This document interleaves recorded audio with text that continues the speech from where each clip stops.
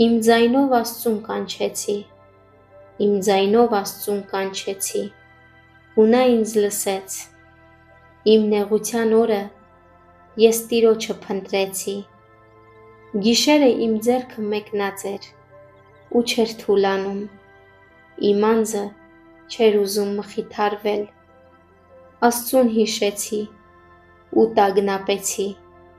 գանգատվեցի, ու հոգիս նվաղեց, իմ աչքերը արթուն է սպահում, այնքան խռովվեցի, որ չկարողացա խոսել, մտաբերեցի նախկին օրերը, հին ժամանակների տարիները, գիշերվա մեջ հիշում եմ իմ երգը, հաղորդակցվում եմ սրտիս հետ, ու իմ հոգին մանրակրկիտ քննում է, արդյոք Տերը հավետ մերժելու է, ու այլևս չենք վայելելու նրա բարեհաճությունը, միթե նրա ողորմությունը ընդմիշտ վերջացավ, ու իր խոստումը դադարեց սերնդից սերունդ, միթե Աստված մոռացավ շնորհ ցույց տալը, միթե բարկությամբ արգելեց իր քաղցր ողորմությունը, և ես ասացի, սա է իմ ցավը, բայց ես Բարձրյալի աջ ձեռքի տարիներն եմ հիշելու, Տիրոջ գործերն եմ հիշելու, հիրավի հիշելու եմ քո հին օրերի հրաշքները, խորհելու եմ քո բոլոր գործերի մասին, ու քո արածների մասին եմ խոսելու, ով Աստված,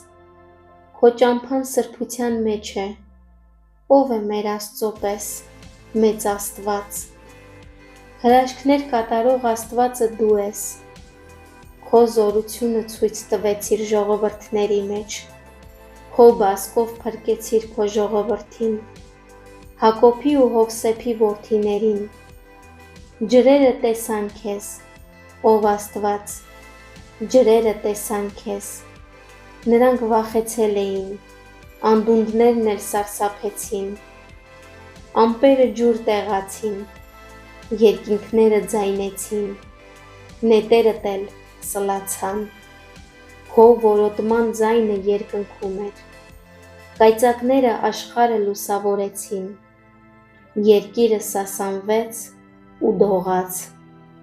քո ճանապարհը ծովում է, և քո շավիղը մեծ ջրերի մեջ, ու քո ոտնահետքերը չեն երևում, հոտի պես առաջնորդեցիր քո ժողովրդին, Մովսեսի ու Ահարոնի ձեռքով,